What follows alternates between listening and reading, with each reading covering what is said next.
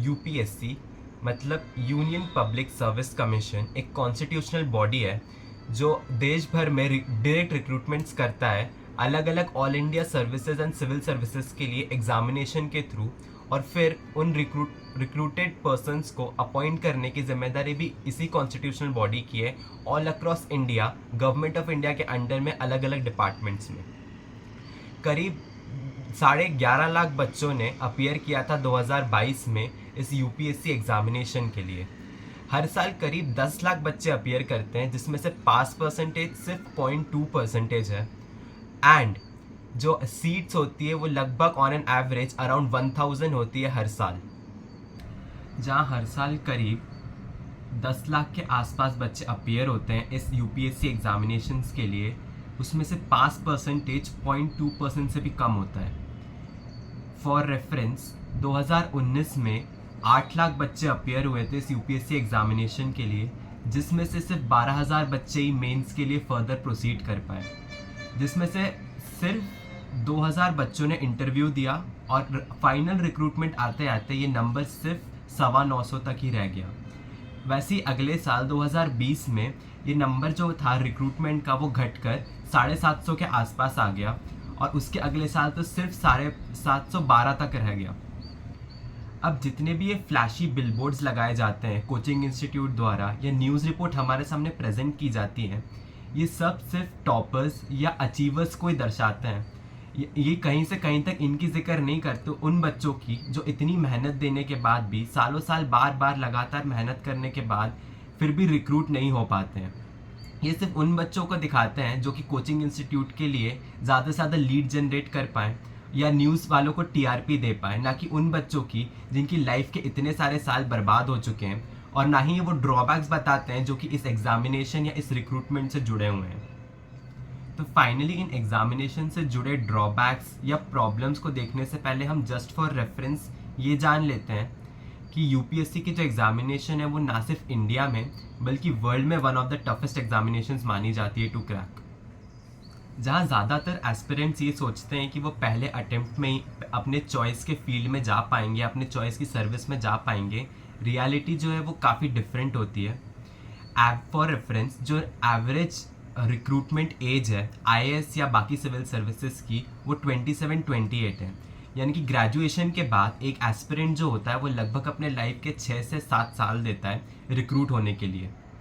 उसके बाद भी इसके जो रिक्रूटमेंट के चांसेस होते हैं वो 501 होते हैं बाकी सिविल सर्विसेज के लिए, और आईएएस के लिए तो ये और भी ज़्यादा वर्स हो जाता है जहाँ चांसेस होते हैं 1 आउट ऑफ एवरी 5000।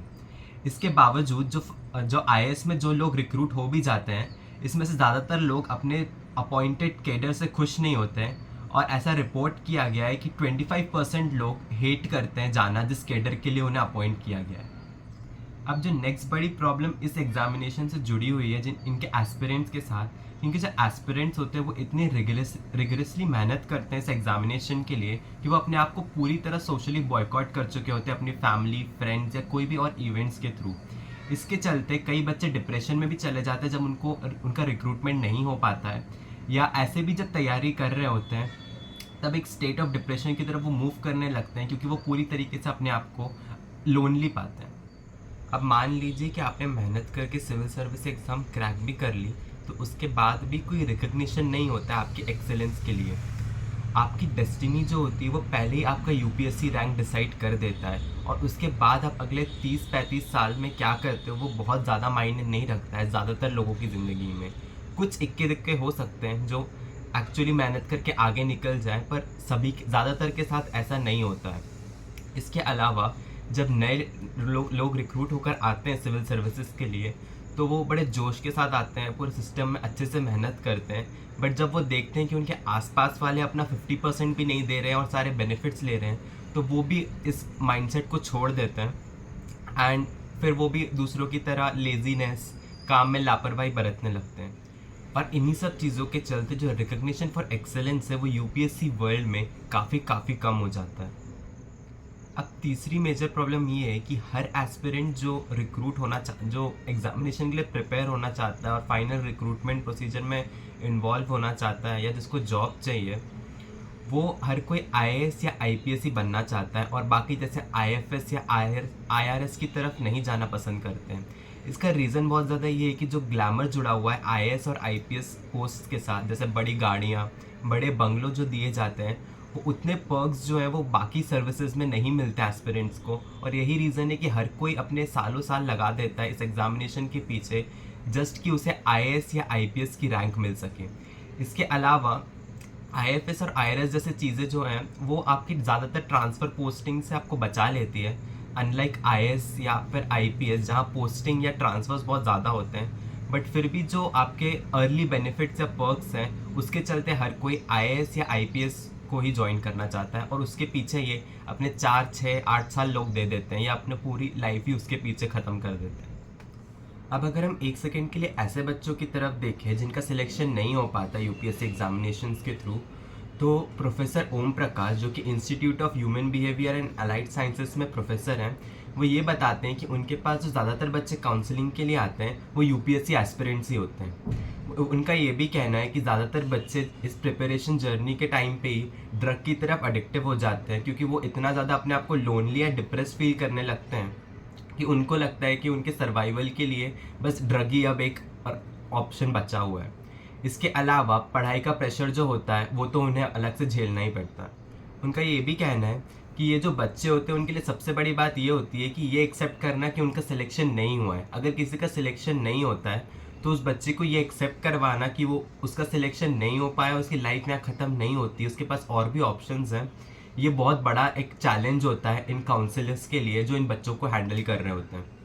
एक्सपर्ट्स ये भी कहते हैं कि जो बच्चे काउंसलिंग के लिए आते हैं इनकी कंडीशन ऐसी होती है कि इनका लाइफ में सिर्फ एक ही मोटो होता है, वो है एग्ज़ाम क्लियर करना। अगर एग्ज़ाम क्लियर नहीं हो पाता है तो उनको लगता है कि उनकी लाइफ ख़त्म हो गई है। और इसीलिए एक्सपर्ट्स ये भी कहते हैं कि अगर बात को ज़्यादा सीरियस बिगड़ गई है, किसी की हेल्थ ज़्यादा डिटोरिएट कर रही है, तो वो डॉक्टर को कंसल्ट करें।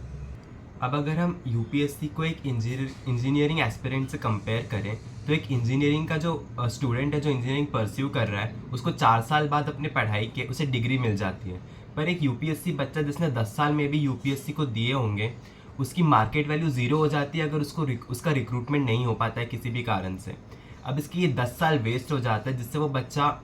ऑलमोस्ट सुसाइडल स्टेजेस तक पहुंच जाता है और हमें कई सारे सुसाइड केसेस भी देखने को मिलते हैं और डिप्रेशन के केसेस तो देखने को मिलते ही हैं।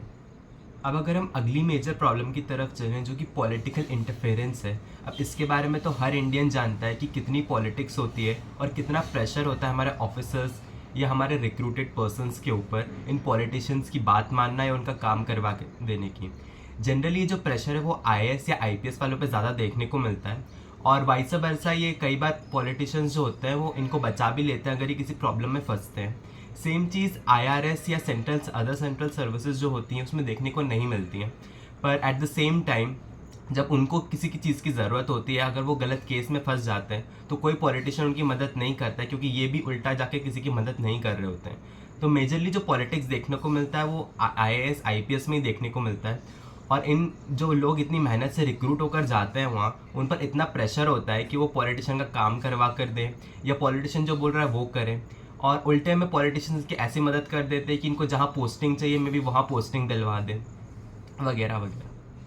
अब नेक्स्ट पॉइंट जो आता है वो प्रमोशन या डिमोशन से रिलेटेड आता है।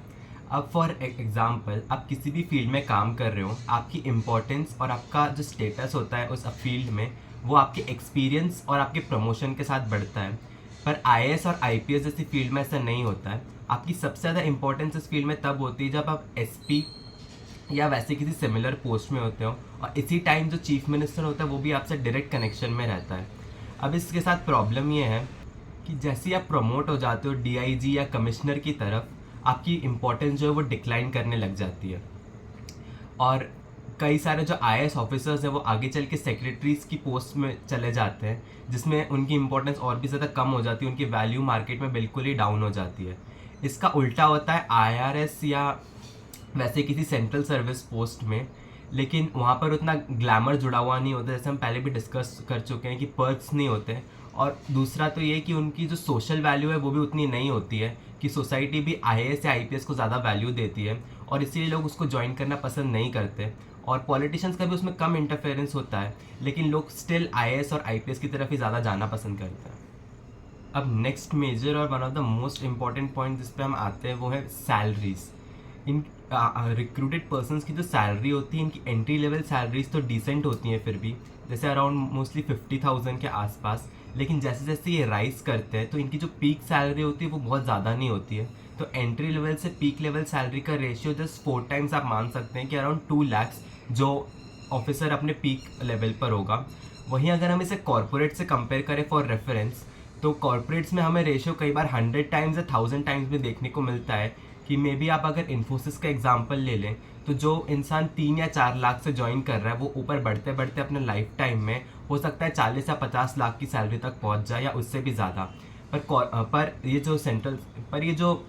गवर्नमेंट जॉब्स होती हैं आपकी, ये जो यूपीएससी के थ्रू आपके रिक्रूटमेंट्स होते हैं, उनमें आपको इतनी ज़्यादा सैलरी नहीं मिलती। आपको डेली अलाउंसेस और दूसरे बेनिफिट ज़रूर मिलते हैं, लेकिन अपने लाइफ टाइम में वो इतने इनफ नहीं होते हैं कि कोई भी एक आईएएस ऑफिसर या कोई भी एक यूपीएससी एस्पिरेंट जो रिक्रूट होकर गया है वो अपने लाइफ में कोई डिसेंट सा घर किसी बड़े शहर में खरीद पाए, एक अच्छी लोकेलिटी में। और यही रीज़न हमारे अगले पॉइंट करप्शन की तरफ भी लीड करता है। इसके अलावा ये जो पुअर सैलरीज थी पहले पेंशन के थ्रू कंपनसेट हो जाती थी, लेकिन अब जैसा हम सबको पता है कि न्यू पेंशन स्कीम और ओल्ड पेंशन स्कीम के चलते ये चीज़ भी इफेक्ट होगी। और अब जो ऑफिसर्स जो रिटायर कर रहे हैं या जो रिक्रूटेड पर्सन रिटायर होते हैं, उनके पास बैकअप के लिए और कोई रास्ता होता नहीं है। आप सोचिए, आप पूरी लाइफ अपनी गवर्नमेंट को देते हैं, आप देश को देते हैं, और उसके बाद आपको एक डिसेंट अमाउंट ऑफ लाइफ भी प्रोवाइड नहीं की जाती है। अब करप्शन पर आते हैं। अब क्योंकि सैलरीज इतनी ज़्यादा कम होती हैं और पर्क्स जो होती है वो भी सफिशेंट नहीं होती हैं, तो कई बार हमें बहुत सारे ऑफिसर्स के थ्रू करप्शन भी देखने को मिलता है। अब करप्शन जो होता है वो वन वे ट्रैफिक होता है विथ नो यू टर्न, क्योंकि एक बार आपने करप्शन कर लिया, आपके जो सुपीरियर्स या जूनियर्स होंगे उन्हें पता होगा, और जो भी पता होगा वो आपको ब्लैकमेल करेंगे कि आपने इलीगल काम किया था। तो ऑब्वियसली आप वापस एक ऑनेस्ट लाइफ तो लीड नहीं कर पाएंगे, क्योंकि आपको बाकियों की भी मदद करनी होगी अगर वो कुछ ऐसा कर रहे होते हैं। दूसरी बात यह है कि जब सैलरीज इतनी कम होती हैं तो इंसान दूसरे सोर्स ऑफ इनकम की तरफ देखता है। हर ऑफिसर नहीं, पर बहुत सारे ऑफिसर्स का ऐसा रिपोर्ट भी किया जाता है कि मिलियंस ऑफ रुपीज़ हर साल बनाते हैं, वो अपने पूरे करियर में बनाते हैं अपने सर्विस के दौरान। एंड हर साल हमें न्यूज़ में भी देखने को मिलता है कि कई सारे जो ऑफिसर्स हैं उन्हें जेल में भी भेजा जा रहा है करप्शन की प्रॉब्लम के लिए। और आपको एक बार जब पकड़ लिया जाता है सीबीआई या टैक्स रेट के थ्रू, उसके बाद आपका पूरा करियर तो स्पॉइल होता ही है। उसके बाद जो आपके बेनिफिट्स मिलने हुए होते हैं वो भी बंद हो जाते हैं। अब नेक्स्ट पॉइंट है फैमिली लाइफ के ऊपर। जो ये ऑफिसर्स होते हैं उनकी फैमिली लाइफ कैसी होती है। अब जैसे कि सेंट्रल सर्विसेज में बहुत ज़्यादा ट्रांसफ़र तो नहीं होता, तो फिर भी वो कंपेरेटिवली आईएएस या आईपीएस के कंपैरिजन में काफ़ी अच्छी लाइफ लीड करते हैं। पर जैसे आईएएस और आईपीएस वाले जो रिक्रूटेड पर्सनस है या ऑफिसर्स हैं, जो जिसका सबसे ज़्यादा ग्लैमर होता है यूपीएससी में रिक्रूट होने का, उसमें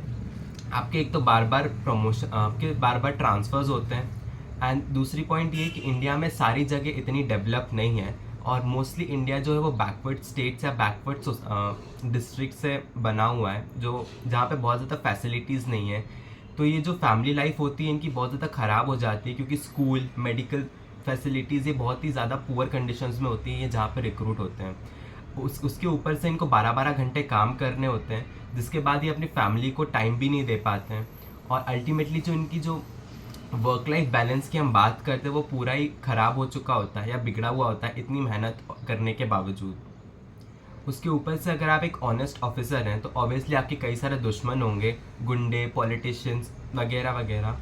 और इसकी वजह से आपकी फैमिली पे एक कांस्टेंट थ्रेट तो बना ही हुआ होता है।